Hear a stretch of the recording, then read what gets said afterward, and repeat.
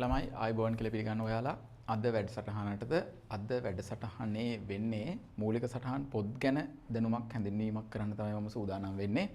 මූලික සටහන් පොත් එක දවසින් ඉවර කරන්න පුළුවන් උසස් පෙළ පාඩමක්. මොකද ඒක එහෙම මේ ගොඩාක් අතක ගන්න තරම් සංකීර්ණ පාඩමක් නෙමෙයි. ඊට වඩා සංකීර්ණ ගිණුම් කරන පාඩම් ඉස්සරහට තියෙනවා. සහ ඉස්සරහට ඔයාලගේ වැඩ ඊට වඩා සෑහෙන දේවල් කරගන්න තියෙනවා ගිණුම් කරන්නේ කියන විෂය ඇතුලේ ඒ වැඩිපුර අවධානය යොමු කරන්න ඕන කොටස් වලට හොඳට ගැඹුරින් අවධානය යොමු කරන්න නම් ඔයාලා මේ මොහොතේදී මේ වගේ සරල දේවල් වලට ඉතාමත්ම ගැඹුරු විදිහට අවධානය දෙන්නේ නැතුව ඒක ඉක්මනට ඉවර කරගන්න ඕනි.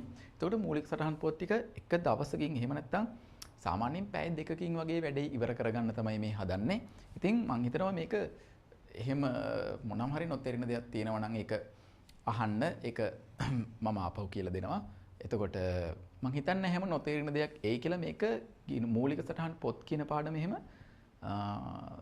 කියන්නේ මගේ දැනුමේ හැටියට ඒක එහෙම ඒ තරම් සංකීර්ණ කරගන්න ඕනේ පාඩමක් නෙමෙයි. ඒ තුල බොහෝ කාලයක් රැඳී සිටීම කියන එක උසස් පෙළ කරන ළමෙක්ගේ ගිණුම් කරණය කියන විෂයට විෂය වෙනුවෙන් කරන අපරාධයක්. ඒ හින්දා එහෙම ගොඩාක් වෙලා ඒ සබ්ජෙක්ට් ඒ පොඩි කොටස් ඇතුළේ ඇඳිලා ඉන්න එපා.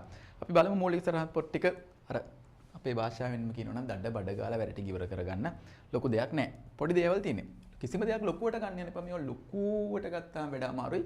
මේවා ලොකුයි තමයි. උසස් පෙළ කියන්නේ තියෙන ලොකු විෂයක්නේ. ලොකු විභාගයක්නේ.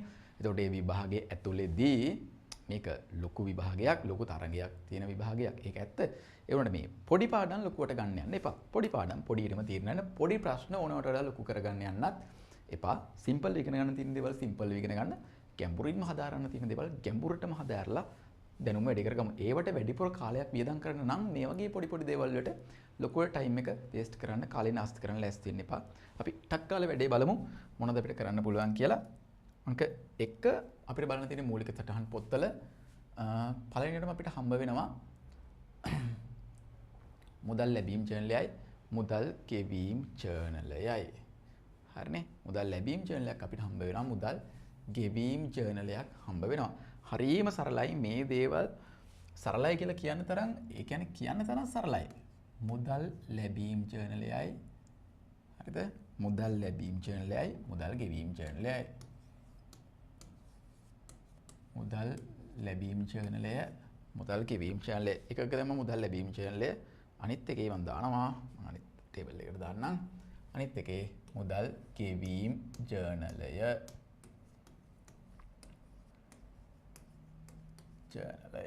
ජර්නලයේ දෛනික පොත මූලික සටහන් පොත් ටික. හරිම ලොකු දේවල් නෑ. මුදල් ලැබීම් ජර්නලය මුදල් ගෙවීම් ජර්නලය ඔය ජර්නල් දෙක මම මුලින්ම කියලා දෙන්න යන්න ඔයාලට. ඒත් එක්කම මම මේකේ එතන එක තියෙනවා. හරි. මුදල් ලැබීම් ජර්නලය මුදල් ගෙවීම් ජර්නලය දෙවෙනි පිටුවට මම දාගත්තා. මුදල් ගෙවීම් ජර්නලය ඒ වගේම මම මේකේ තුන්වෙනි පිටුවේ විදිහට දාගන්නවා පොඩි හයරාකි එකක් මේකේ. හයරාකි එකක් කියනකට වඩා ඒක පොඩි සම්බන්ධතාවයක් කියලා අපි කියමු.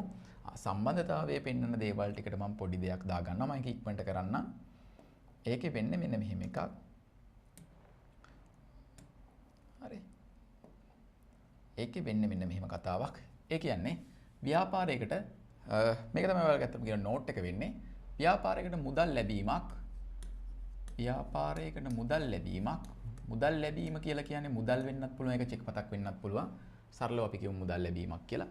මුදල් ලැබීමක් නම් ඒ මුදල් ලැබීම අපි මුලින්ම සටහන් කරනවා ලදු පතක. ලදු පත සලකන්නේ මූලාශ්‍ර ලේඛනයේ විදිහට. මේක නිකන් මූලාශ්‍ර ලේඛනය කියලා කියන්නේ නිකන් කොළ කෑල්ලක්. ඒක පළවෙනියටම ගණිතනුවක් සිද්ධ වෙච්ච බවට තියෙන සාක්ෂියක්.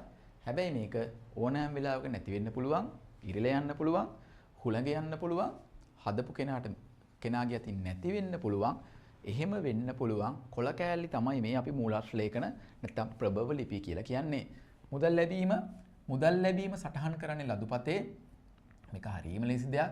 ඔයා කඩේකට ගිහිල්ලා මොනවා හරි භාණ්ඩයක් ගත්තාන් පස්සේ ඔයා ඇඳුම් කඩේකට ගිහිල්ලා ඇඳුම් ගත්තට පස්සේ එහෙම නැත්නම් ඔයා ගෙදරට මොනවා හරි ගේන්න ඕනෙලා ගමේ කඩේට ගියත් මුදලාලිගෙන් ඔයාලට පුළුවන් බිල්පතක් ඉල්ලන්න. මුදලාලියේ බිල්පත නිකන් නෙමෙයි. මුදලාලියේ බිල්පත ලස්සනට හදනවා. මුදලාලි ඉන්නවා. ඔයා මුදලාලිගෙන් බිල්පතක් ඉල්ලනවා. මුදලාලියේ බිල්පත හදන්නේ මේකට කොලේට පහලින් තව පොඩි කාබන් කොලයකුත් තියලා තමයි මේ බිල්පත හදන්නේ. මුදලාලිට කාබන් කොලේ තිව්වට පස්සේ මුදලාලි මේ උඩ ලියන 100 කාබන් එකේ කොපි වෙලා මෙතනිනුත් යනවා පහලටත් 100ක් කියලා. ඇයි මෙහෙම තියාගන්නේ? මුදලාලි මෙන්න මේ කඩලා අපිට දෙනව කොලේ. ඒ කොලේ කොපියක් මුදලාලි ගාව තියෙනවා. මේක තමයි ලදුපත. ඇයි? අපි මුදලාලිට සල්ලි දීලා තමයි අපිට ඕනේ භාණ්ඩය හෝ සේවාව අපි අරන් එන්නේ. එතකොට මේක මුදලාලිගේ පැත්තෙන් බැලුවොත් මුදලාලිට එදා දවසේ මුදලක් ලැබුණා කියන තියෙන සාක්ෂිය තමයි මේ ලදුපත. ව්‍යාපාරයකට මුදලක් හෝ චෙක් පතක් මොනම විදියකින් හරි ලැබෙනවා නම් ව්‍යාපාරයකට ආපහු කියනවා මුදලක් හෝ චෙක් පතක් ලැබෙනවා නම් ඒක මුලින්ම ලියන්න ඕනේ ලදුපතක. ලදුපත දිහා බලාගෙන අපි හදනවා ලදුපත දිහා බලාගෙන අපි හදනවා ඊළඟ දේ ලදුපත දිහා බලාගෙන අපි හදනවා මුදල් ලැබීම් ජර්නලය. ලදුපත දිහා බලාගෙන තමයි හදන්නේ මුදල් ලැබීම් ජර්නලය. නෑ හරීම සරලයි. ඊළඟට ව්‍යාපාරයෙන් එළියට මුදල් එළියට ගලාගෙන යනවා නම් ව්‍යාපාරයෙන් එළියට මුදල් එළියට ගලාගෙන යනවා නම් මුදල් ගෙවීමක් ඒ මුදල් ගෙවීම මුදලින් වෙන්නත් පුළුවන් චෙක් පතකින් වෙන්නත් පුළුවන් කිසි ප්‍රශ්නයක් නැහැ. එහෙම නිකම්ම මුදල් ගෙවීම එහෙම කරන්න බෑ ළමයි. මුදලක් ව්‍යාපාරයෙන් එළියට ගලාගෙන යනවා නම් සල්ලි එළියට ගෙවන්න කලින් ඒ සල්ලි එළියට ගෙවන්න බලාපොරොත්තු වෙන පුද්ගලයා විසින් පිළියෙල කරන්න ඕනේ ගෙවීම් වවුචරයක්. මේකේ තියෙනවා ඇයි සල්ලි ගෙවන්නේ? කාටද ගෙවන්නේ? කීයක් ගෙවනවද? ගෙවන ගාන අකුරෙන් ඉලක්කමෙන් හැම දෙයකම මේකේ තියෙනවා. ගෙවීම් වවුචරය හදපු කෙනා අත්සන් කරන්නත් ඕනේ. මම තමයි ගෙවීම් වවුචරය හැදුවේ. එයාට ඒකේ වගකීම යනවා. ඊළඟට ඇත්තටම මේ මුදල ව්‍යාපාරයෙන් එළියට ගෙවන්න සුදුසුයි කියලා තව කවුරු හරි කෙනෙක් මේ ගෙවීම ඇප්‍රූව් කරලා තියෙන්නත් ඕන. සරල කතාවක්. මේක ගෙවීම් වවුචරයක්. ව්‍යාපාරයකට මුදලක් ලැබුණොත් ඒක ලියන්නේ ලදුපතේ. ව්‍යාපාරයෙන් එළියට රුපියලක් හරි ගලාගෙන යනවා නම් ඒක ගලාගෙන යන කලින් ගෙවීම් වවුචරයක ලියන්න ඕනේ. ගෙවීම් වවුචරය සලකනවා ගෙවීම් වවුචරය සලකනවා මුදල් ගෙවීම් ජර්නලය පිළියෙල කිරීමට අවශ්‍ය මූලාශ්‍ර ලේඛනයේ විදිහට. ලදුපත දිහා බලාගෙන මුදල් ලැබීම් ජර්නලය හදනවා. ගෙවීම් වවුචර් ටික දිහා බලාගෙන මුදල් ගෙවීම් ජර්නලය මුදල් ගෙවීම් පොත හදනවා. හරිම සරලයි. ව්‍යාපාරයකට මුදල් ලැබුණා නම් ලදුපතක් හැදුවා. ලදුපත දිහා බලාගෙන මුදල් ගෙවීම් ජර්නලයක් හැදුවා. ව්‍යාපාරයෙන් සල්ලි එළියට යනවා නම් යන්න කලින් මුදල් ගෙවීම් වවුචරයක් හැදුවා. ඒක දිහා බලාගෙන හදනවා මුදල් ගෙවීම් ජර්නලය. මෙන්න මේ කියන මුදල් ලැබීම් ජර්නලයත් මෙන්න මේ කියන මුදල් ගෙවීම් ජර්නලයත් කියන දෙකම දිහා බලාගෙන අපි පිළියෙල කරනවා අපගේ මුදල් පාලන ගිණුම.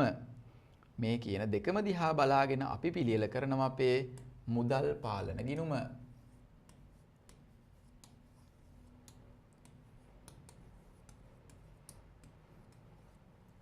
ලේසි ලොකු දෙයක් නෑ. ඕක තමයි සරලම කතාව. ඉතින් මේක මහලුක අමාරු දෙයක් එහෙම නෙමෙයි. මේවට ලොකුවට කාලේ නාස්ති කරන්න එපා. මුදල් ලැබීම් ජර්නලය මේවා පැය ගණන් ඉගෙන ගන්න ඕනේ එහෙම නෙමෙයි. හරි.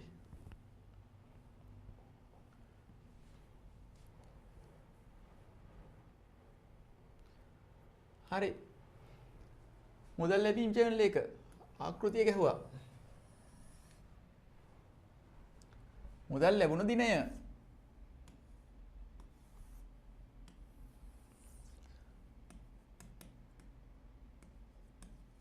මුදල් ලැබුණු දිනය විස්තරය ලදුපත් අංක තියෙනවා නම් ගන්න. ඒව ලදුපත් අංක වගේ දේවල් උසස් පෙළ විභාගයට නම් ඒව ලොකුවට දාලා වෙන්නේ නැහැ. තියෙනවා නම් හොඳයි. දිනය විස්තරය ලදුපත් අංකය ලදුපත් අංකේ වගේ දෙයක් තියෙනවා නම් ගන්නත් පුළුවන්. ඒ වගේ දේවල් සමහර වෙලාවට විභාගෙ දෙන්නෙත් නැහැ. හරි. ඊට පස්සේ හරි දිනය විස්තරය නැත්නම් දිනය ලදුපත් අංකයේ මෙතනට දාන්නත් පුළුවන්. ඒක ගැන ලොකුවට හිතන්න එපා. දිනය විස්තරය පිට ඊට පස්සේ ගන්න පුළුවන්. ඊට පස්සේ මේකේ ඔක්කොටම කලින් අපි අඳුර ගන්න ඕනේ ව්‍යාපාරයට මුදල් ලැබෙන ප්‍රධාන විදි ටික. ව්‍යාපාරයට මුදල් ලැබෙන ප්‍රධාන විදි. ප්‍රධාන විදි පහයි තියෙන්නේ. හරි. දිනය මේක සරලවම ගන්නවා. දිනය විස්තරය දුන්වට්ටම් වටිනාකම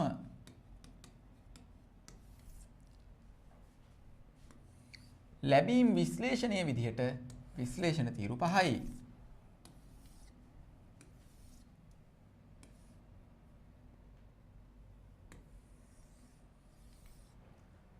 විශ්ලේෂණ තීරු වලින් කියන්නේ ව්‍යාපාරයට මුදල් ලැබෙන ප්‍රධාන විධි 5. ලැබීම් විශ්ලේෂණය නැත්නම් විශ්ලේෂණ තීරු කොහොමත් එකයි. ලැබීම් විශ්ලේෂණය. හරි. ව්‍යාපාරයට මුදල් ලැබෙන ප්‍රධාන විධි 5. ව්‍යාපාරයට මුදල් ලැබෙන ප්‍රධාන විධි 5. පළවෙනි එක අත්පිට විකුණුම්. සරලවම කියනවා නම් විකුණුම්. අත්පිට විකුණුම්. ව්‍යාපාරයට මුදල් ලැබෙන දෙවන විදිහ ණය ගැති ලැබීම්. ව්‍යාපාරයට මුදල් ලැබෙන තුන්වෙනි විදිහ ව්‍යාපාරයට මුදල් ලැබෙන තුන්වෙනි විදිහ අපි ව්‍යාපාරයට මුදල් ලැබෙන ප්‍රධාන විධි 5 අඳුර ගන්න ඕනි. ඔය විධි 5න් එකක් තමයි VAT. ඒක ඔයාලා අනිවාර්යෙන් පුළුවන් වෙන්න ඕනි දෙයක්. එතකොට විකුණුම් තියෙනවා, ණයගැති ලැබීමක් විදිහට මුදල් ලැබෙනවා, VAT විදිහට මුදල් ලැබෙනවා. ඊටු දෙක හරිම සරලයි. අපිට ආදායම් විදිහට මුදල් ලැබෙනවා, වෙනත් ලැබීම් විදිහට මුදල් ලැබෙනවා. ආදායම් විදිහට මුදල් ලැබෙනවා, වෙනත් ලැබීම් විදිහට මුදල් ලැබෙනවා. ඔය තමයි මුදල් ලැබීම් ජර්නල් එක ආකෘතිය. හරි. ඔලොක්කොට හිතන්න යන්න එපා. එතකොට දිනය සාමාන්‍යයෙන් වටිනවා. දිනයේ විස්තරයේ දුන්නට්ටම් වටිනාකම ලැබීම් විශ්ලේෂණය. ඕක තමයි මුදල් ලැබීම් ජර්නල් එකේ තියෙන සාමාන්‍ය ආකෘතිය. මොකද්ද මෙතන පොයින්ට් එක? මේ ගණන් වල පොයින්ට් එක විතරයි ඉගෙන ගන්න ඕනි. පොයින්ට් එක තමයි හරි. පොයින්ට් එක තමයි මෙන්න මේක. මොකක්ද? වටිනාකම් තීරුවේ තියෙන amount එකයි ගාණයි විශ්ලේෂණ තීරුවල තියෙන ගාණයි තිරස් අතට සමාන වෙන්න ඕනි ඒ මොහොතට. ඒ කියන්නේ වටිනාකම් තීරුවේ ලිව්වේ 5000යි නම් විකුණුම් තීරුවේ ඒ වෙලාවේ ඔයා ලිව්වේ 4500යි නම් මේ VAT හරි මොනවා හරි තීරුවකට තව 500ක් ඇවිල්ලා මේක බැලන්ස් විය යුතුයි. ඒකයි කියන්නේ වටිනාකම් තීරුවට දාන ගාණයි. ඕක තමයි පොයින්ට් එක. වටිනාකම් තීරුවට දාන ගාණයි විශ්ලේෂණ තීරුවලට දාන ගාණයි දෙක තිරස් අතට සමාන විය යුතුයි. ඔච්චරයි පොයින්ට් එක. ඕක ඉගෙන ගන්න තියෙන්නේ. ඕක හරිනම් ළමයි වරදින්නේ නැහැ. ඕක හරිනම් ගාන වරදින්න කිසිම හේතුවක් නැහැ. හරිද? හරිම සරල කතාවක් තියෙන්නේ. 20 මට මතක විදිහට 2024 පේපර් එහෙම ගත්තොත් එහෙම හදන්න තරම්වත් දෙයක ගාණක් නෙමෙයි එතන තියෙන්නේ. හරි? දිනය ලදුපත් අංකයේ තිබුණ ලදුපත් අංකයේ විස්තරය දුන්නට්ටම් වටිනාකම. හරිනේ? දිනය ලදුපත් අංකය විස්තරය දුන්නට්ටම් වටිනාකම. ලදුපත් අංක වල කුවට හිතන්න එපා. මේක සරල පැහැදිලි කිරීමක්. හරිනේ? හරි. විශ්ලේෂණ තීරු ඒවල කුවට අදාළ වෙන දේවල් නේ. මොකද ලදුපත් අංකය දාන්න පුළුවන් බැරිද කියන එකට වඩා මෙතන වටින්නේ ඔයාලා මේක අර දිත් සටහන් හරියට එන විදිහට මේක දාගන්න දන්නවද කියන එක. හොඳට ඔළුවේ තියාගන්න. මුදලක් හෝ චෙක් පතක් ලැබුණා. ඒක දාන්නේ ලදුපතේ ලියලා තමයි දාන්නේ මුදල් ලැබීම් ජර්නල් එකට. ලදුපත කියන්නේ මූලාශ්‍ර ලේඛනයක්. මුදල් ලැබීම් ජර්නල් එක කියන්නේ මූලික සටහන් පොතක්. අරකනික මූලාශ්‍ර ලේඛනය කියන්නේ කොළ කෑල්ල. මේක පොතක්. මේ පොතේ මුදල් ලැබෙන ප්‍රධාන විධි 5 තියෙනවා. අංක 1 විකුණුම්, අංක 1 විකුණුම්, අංක 2 ණයගැති ලැබීම්, අංක 3 ආදායම්, අංක 4 වෙනත්, අංක 5 VAT. පොයින්ට් එක මෙච්චරයි. විශ්ලේෂණ වටිනාකම් තීරුවට දාන ගාණයි විශ්ලේෂණ තීරු වලට දාන ගාණයි සමාන වෙන්න ඕනි. හරි. මොනවද මේකේ වෙන්න තියෙන්නේ? මේකෙන් පස්සේ හදනවා මුදල් පාලන ගිණුම. එයි මං ආපහු යනවා පොඩි සම්බන්ධතාවයක් ලියන්න. තුන්වෙනි එකේ අපේ තීර ටිකක් තියෙනවනේ. මං හතරවෙනි පිටුවට ගන්න මෙන්න මේ සම්බන්ධතාවය ලියන්න. ව්‍යාපාරයක මුලින්ම පිළියෙල කරනවා මූලාශ්‍ර ලේඛන. ව්‍යාපාරයක මුලින්ම පිළියෙල කරනවා මූලාශ්‍ර ලේඛන. මූලාශ්‍ර ලේඛන වලට පස්සේ අපි යනවා මූලික සටහන් පොතකට. මූලික සටහන් පොතකට පස්සේ අපි යනවා ලෙජර් ගිණුම් වලට. ලෙජර් ගිණුම් වලින් පස්සේ අපි යනවා ශේෂ පිරික්සුමට. ශේෂ පිරික්සුමෙන් පස්සේ අපි යනවා අවසන් මූල්‍ය ප්‍රකාශන වලට. දැන් අපි ඉගෙන ගත්ත දේ දාමු. මූලාශ්‍ර ලේඛනය. මූලාශ්‍ර ලේඛනය තමයි මොකද්ද? ලදුපත.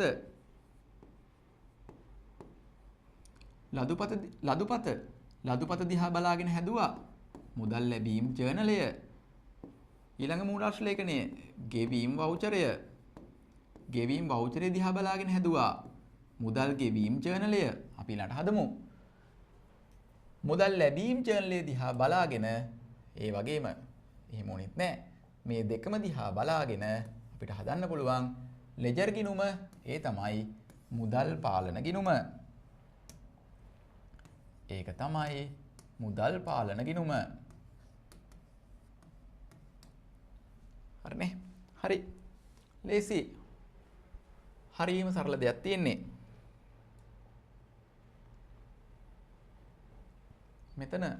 මෙතනින් වැඩ ඉවර කරමු. හරි. මොකද්ද වෙන්න ඕනේ?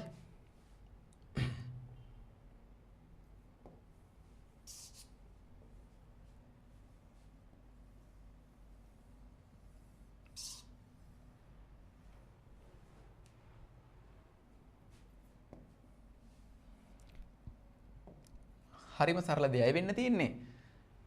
මෙන්න මේ වටිනාකම් තීරුව ගිණුම්ගත කරන්නේ නැහැ. වටිනාකම් තීරුව ගිණුම්ගත කරන්නේ නැහැ. ඒ වෙනුවට වටිනාකම් තීරුවේ තියෙන ගානයි විශ්ලේෂණ තීරුව වල තියෙන ගානයි සමානයිනේ. එහෙනම් අපිට තියෙන විශ්ලේෂණ තීරු ටික ගිණුම්ගත කරන්න විතරයි. මොකද්ද කරන්නේ අපි? ගැහුවා මුදල් ලැබීම් ජර්නලයක්. මුදල් පාලන ගිණුමක්. අපි ගැහුවා මුදල් පාලන ගිණුම ටී ගිණුමක්. මේක වත්කම් ගිණුමක්.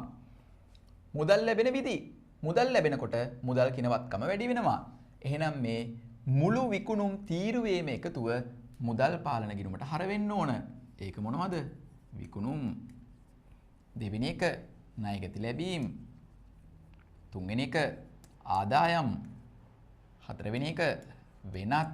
පස්වෙනි එක VAT. මේ හැම එකක්ම මේ හැම තීරුවකම එකතුව මුදල් පාලන ගිණුමට මොනවා වෙලා තියෙන්න ඕනද? හර වෙලා තියෙන්න ඕන.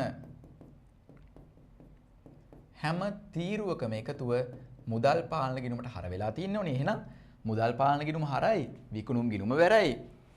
මුදල් කියන වත්කම වැඩිවීම මුදල් පාලන ගිණුම හරයි, විකුණුම් කියන ආදායම වැඩිවීම විකුණුම් ගිණුම වැරයි. මුදල් කියන වත්කම වැඩිවීම මුදල් පාලන ගිණුම හරයි, ණයගැතියෝ කියන වත්කම අඩුවීම ණයගැති ගිණුම වැරයි. මුදල් කියන වත්කම වැඩිවීම මුදල් ගිණුම හරයි, ආදායම් වැඩිවීම ආදායම් ගිණුම් වැරයි. මුදල් කියන වත්කම වැඩි වෙච්ච ඉඳන් මුදල් ගිණුම හරයි. ඔය වෙනත් ලැබීම් ආදායමක් හැර වෙනත් විදිහකට අපිට සල්ලි ලැබුණොත් ඒ අදාළ ගිණුම් බැර වෙනවා. සරලවම කියනවා නම් මේවට අදාළ ගිණුම් බැර වෙන්න ඕන. ඔච්චරයි. මුදල් ලැබීම් ජර්නලේ ඉගෙන ගන්න තියෙනවා නම් ඉගෙන ගන්න තියෙන්නේ. මුදල් ලැබීම් ජර්නලේ ඉගෙන ගන්න තියෙනවා නම් ඉගෙන ගන්න තියෙන්නේ. මේ වගේ එකක මොකද්ද? හරිම සරලයි. මුදල් ලැබෙන විදි පහසි මතක තියෙන්න ඕන. මතක තියෙන දෙයක් නැහැ. කාලයක් ගණන් කරනකොට ඔය හරිය සරලයි. නිකන් ලියවෙනවා ඔයාලට. මුදල් ලැබෙන විදි පහක් තියෙනවා. වටිනාකම් තීරුවට දාන ගානයි විශ්ලේෂණ තීරුවට දාන ගානයි දෙක සමාන වෙන්න ඕනි. එච්චරයි. මෙන්න මේ දුන්නට්ටම් කියන එක. දුන්නට්ටම් කියලා කියන්නේ ණයගැතියෙක් අපිට 5000ක් දෙන්න තියෙනවා. මම මේ අපි කියලා මෙතනදී අදහස් කරන්නේ ව්‍යාපාරය. මම හැම වෙලාවෙම කියන දෙයක් accounts ගණන් හදලා හිතන්න. අපේ තමයි කඩේ. අපි තමයි මේ හැමදේම කරන්නේ. අපිට තමයි මුදල් ලැබෙන්නේ. අපි තමයි මුදල් එළියට ගෙවන්නේ. පේපරේ තිබුණොත් එහෙම කසුන්ගේ ව්‍යාපාරේ කසුන් කියන්නේ මම කියලා හිතන්න. පේපරේ තිබුණොත් එහෙම සමීරගේ ව්‍යාපාරේ සමීරගේ ව්‍යාපාරේ සමීරගේ නෙමෙයි මගේ කියලා හිතන්න. එතකොට වැඩේ ලේසි. දුන්නට්ටම් අපේ ව්‍යාපාරයට ණයගැතියෙක්ගෙන් මුදල් දෙන්න තියෙනවා. ඒ එන්න තියෙන මුදලින් කොටසක් අපි හරිද? ණයගැතියෙක් අපිට 5000ක් දෙන්න තියෙනවා. 5000න් අපි ණයගැතියට කියනවා 500ක් එපා 4500ක් ගෙනල්ලා දෙන්න. ඉතුරු 500 ඔයාට දෙන්න ඕනේ නැහැ. අන්න එහෙම ණයගැතියාගෙන් ලැබෙන්න තියෙන මුදල අතහරිනවට තමයි අපි කියන්නේ දුන්නට්ටම් කියලා. දුන්නට්ටම් තීරුව මෙතන සඳහන් කරන්න මෙතනට එන්න හේතුව තමයි දුන්නට්ටම් කියන දේ ණයගැතියන්ට දෙන්නේ ණයගැතියන්ගේ මුදල් ලැබීමකදී. මුදල් ලැබෙනවා නම් මුදල් ලැබීම් ජර්නලයේ ලියන හින්දා දුන්නට්ටමුත් මුදල් ලැබීම් ජර්නලෙම අපි දාගන්නවා. හැබැයි ණයගැතියට දුන්නට්ටම් දෙනවා කියන්නේ ණයගැතිය සල්ලි ගෙනල්ලා දුන්නාට පස්සේ මේක නම් එපා ඔයා තියාගන්න කියලා ණයගැතියට ආපහු ගෙනත් දීපු සල්ලි ටිකෙන් ටිකක් ආපහු දෙනව නෙමෙයි. 5000ක් දෙන්න හිටපු ණයගැතියට අපි කෝල් එකක් දීලා කියනවා 5000 ඕනේ නැහැ 4500ක් ගෙනල්ලා දෙන්නකෝ ඉතුරු 500 අපි කපලා දාන්නම් කියලා. එයා 4500ක් ගෙනල්ලා දෙනවා 5000 ණය වෙනුවට. අන්න අර අපි දීපු 500ට තමයි කියන්නේ දුන් වට්ටම් කියලා. අපි දීපු 500ට තමයි කියන්නේ දුන් වට්ටම් කියලා. දුන් වට්ටම් දුන්නා කියලා සේපුවේ සල්ලි එහෙම අඩු වෙන්නේ නැහැ. හොඳට මතක තියාගන්න. සල්ලි අඩු වෙනව නෙමෙයි. ලැබෙන්න තිබුණ මුදලක් පොඩ්ඩක් කපා හැරීමක් තමයි එතනදී වෙන්නේ. දුන්නට්ටම් තීරුව ගිණුම්ගත කරන එක විශේෂයි. අර තීරු පහ හරි මුදල් පාලන ගිණුමට හරයි. දුන්නට්ටම් ගිණුම ගිණුම්ගත කරන්න ඕන. ඉස්සරහට මතක් මං කියන්න කයින් හරියට මතක් වෙන්නත් ඕනේ. ඔයාලට පුළුවන්. දුන්නට්ටම් එක අපි ගිණුම්ගත කරන්නේ කොහොමද? ලොකු දෙයක් නෑ. දුන්නට්ටම් ගිණුම හරයි. දුන්නට්ටම් කියන්නේ වියදමක්. දුන්නට්ටම් ගිණුම හරයි. ණයගැති පාලන ගිණුම බැරයි. දුන්නට්ටම් ගිණුම හරයි. ණයගැති පාලන ගිණුම බැරයි. ඒකම තමයි දුන්නට්ටම් තීරුවේ එකතුව අන්තිමට ගිණුම්ගත කරන්නේ. මුදල් ලැබීම් ජර්නලය ඉවරයි. ඔච්චරයි. පොඩි පොයින්ට් එකක් තියෙන්නේ. සේප්පුවට සල්ලි ආවද? ආවේ කොහොමද කියලා වැඩක් නැහැ. කාගේරි පරිත්‍යාගයක් වුණත් වෙන්න පුළුවන්. සේප්පුවට සල්ලි කොහොමද ආවේ? ඒක ලියන්න ඕනි මුදල් ලැබීම් ජර්නලේ. ලැබෙන විදි පහයි. පොයින්ට් එක තමයි මෙතන වටිනාකම් තීරුවේ ලියන ගාණයි විශ්ලේෂණ තීරු වලට තිරස් අතර ලියන ගාණයි සමාන විය යුතුමයි. හරි? දුන්නට්ටම් විශ්ලේෂණ තීරු වල එකතුව මුදල් පාලන ගිණුමට හර වෙනවා. අදාළ ගිණුම් වලට බැර වෙනවා. දුන්නට්ටම් වෙනම ගිණුම්ගත වෙන්න ඕනි. දුන්නට්ටම් ගිණුම හරයි. ණයගැති පාලන ගිණුම බැරයි. හරියම සරල දෙයක්. ඊගාව එක මුදල් ගෙවීම් ජර්නලය. සේප්පුවෙන් එළියට සල්ලි යන විදි. හරිනේ? සේප්පුවෙන් එළියට සල්ලි යන විදි. ඒකට තමයි අපි කියන්නේ මුදල් ගෙවීම් ජර්නලය. දෙයක් නැහැ. සරල දේවල් තියෙන්නේ. දිනය, විස්තරය, ගෙවීම් වවුචරේ තිබුණොත් ඒකත් දාගන්න. වවුචර් අංක සින් දෙනම අඩුයි. දිනය, විස්තරය විශේෂ දෙයක් තියෙනවා මෙතන කියන්න. මෙතන ඉන්නේ වෙන දෙයක්. කවුද මේ වෙන දේ? මෙයාට කියනවා ලද වට්ටම්. අරගෙම අනිත් පැති ටික. ලද වට්ටම් වටිනාකම.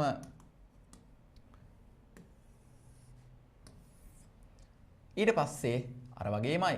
හැබැයි මොන විශ්ලේෂණයද? විශ්ලේෂණය පොඩ්ඩක් වෙනස් වෙනවා. ලැබීම් විශ්ලේෂණය නෙමෙයි. ගෙවීම් විශ්ලේෂණය. ව්‍යාපාරයෙන් එළියට සල්ලි යන විදි පහ. හරිම ලේසි. ව්‍යාපාරයෙන් එළියට සල්ලි යන විදි පහක් තියෙනවා. ව්‍යාපාරයෙන් එළියට සල්ලි යන ප්‍රධාන විදි පහ. ඒකට තමයි කියන්නේ ගෙවීම් විශ්ලේෂණය. හරි. සල්ලි එළියට යන විදි.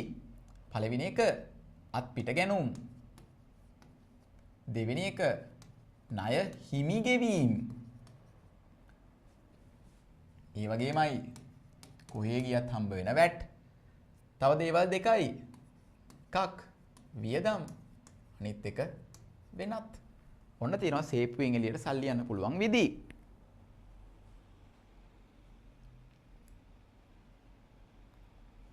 ලොකු දෙයක් නෑ. අර වගේමයි. පොයින්ට් එක මොකද්ද? ඔයාලට මතක් වෙයි. වටිනාකම් තීරුවට දාන ගාණයි වටිනාකම් තීරුවට දැම්මේ 9000යි නම් ඒ වෙලාවේ ණය හිමි ගෙවීම වලට ඔයාලා දැම්මේ 8000යි නම් කොහෙන් හරි ගාණකින් ඉතුරු 1000 බැලන්ස් වෙන්න ඕනි. හරිනේ? කොහෙන් හරි ගාණකින් ඉතුරු 1000 බැලන්ස් විය යුතුයි. ඒක තමයි පොයින්ට් එක. වටිනාකම් තීරුවට දාන ගාණයි විශ්ලේෂණ තීරුවට දාන ගාණයි සමාන විය යුතුමයි. ඔච්චරයි. මේක මුදල් ගෙවීම් ජර්නලය. සේප්පුවෙන් එළියට සල්ලි යනවා නම් ඒකට අපි කියනවා මුදල් ගෙවීම් ජර්නලය. සේපුවෙන් එළියට යන එකට තමයි අපි සල්ලි යනවා නම් අපි ඒව ලියන්නේ මුදල් ගෙවීම් ජර්නලයේ. හරි. ඊළඟට සරලයි. ලොකු දෙයක් නෑ. මේක කොහොමද ජර්නලයට දාන්නේ? කලින් වගේමයි. අපි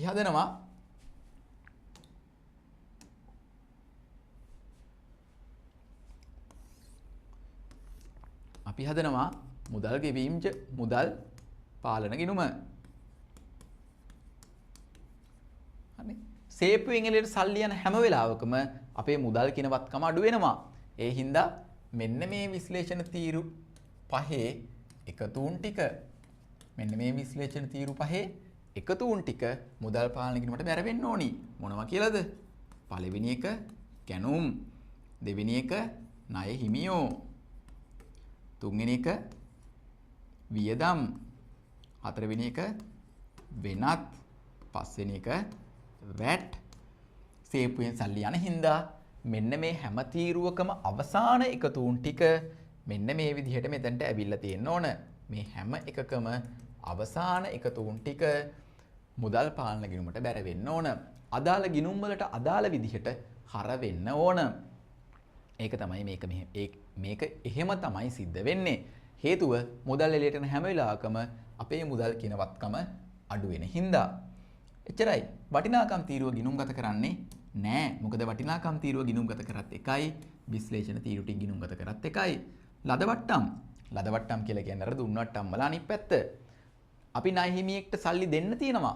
එයා අපිට කෝල් එකක් දීලා කියනවා. අපි කියන්නේ අපේ ව්‍යාපාරයට අපිට කෝල් එකක් දීලා කියනවා 10000ක් දෙන්න තියෙනවා නම් 10000ම ඕනේ නෑ. 9000ක් විතර ගෙනත් දෙන්න. ඉතුරු 1000 ඔයාට ඩිස්කවුන්ට් එකක්. ඒකේ තේරුම එයා අපිට 1000ක් සල්ලි දෙනවා කියන එක නෙමෙයි.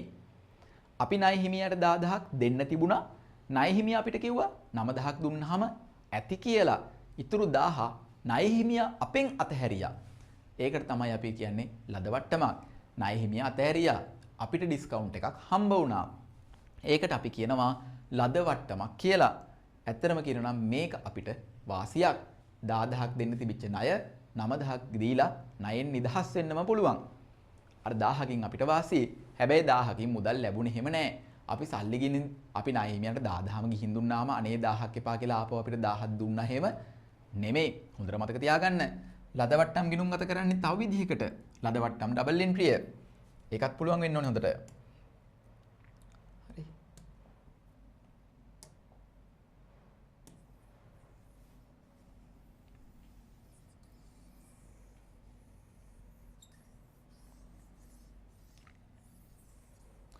ලද වට්ටම් වල ඩබල් එන්ට්‍රිය. හරි. ලද වට්ටම් වල ඩබල් එන්ට්‍රියනේ හරිම ලේසි. ලද වට්ටම් කියන්නේ අපිට ආදායමක්. එහෙනම් ලද වට්ටම් ගිණුම බැරයි, ණය හිමි පාලන ගිණුම හරයි.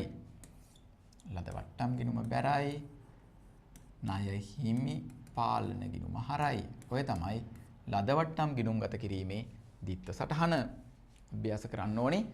ප්‍රැක්ටිකල් විභාගයට එන ගණන් ටික උපරිම ස්පීඩ් එකකින් කරගන්න නම් ඒක අභ්‍යාස කිරීම මත තමයි ඒ දේවල් ටික හැදෙන්නේ. මේකේ තියෙන්නේ සරල સિદ્ધාන්ත ටික. හරිනේ.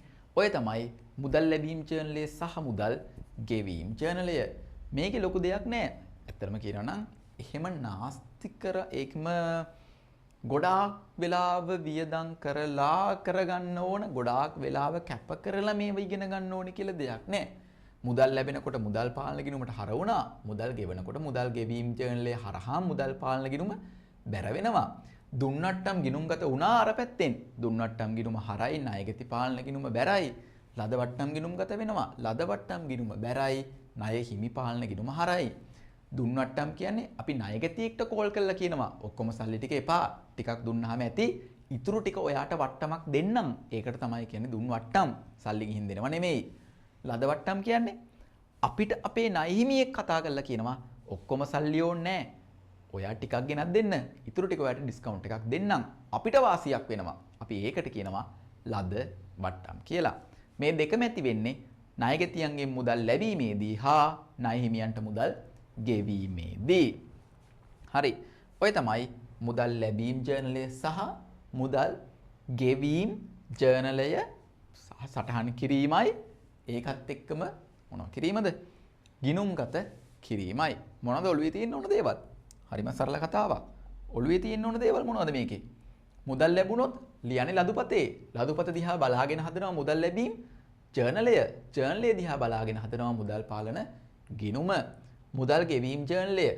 ව්‍යාපාරයෙන් එළියට මුදල් ගෙවුවොත් ඉස්සරලාම හදනවා ගෙවීම් වවුචරය. ඒක දිහා බලාගෙන හදනවා මුදල් ගෙවීම් ජර්නලය. ඒක දිහා බලාගෙන හදනවා මුදල් පාලන ගිණුම.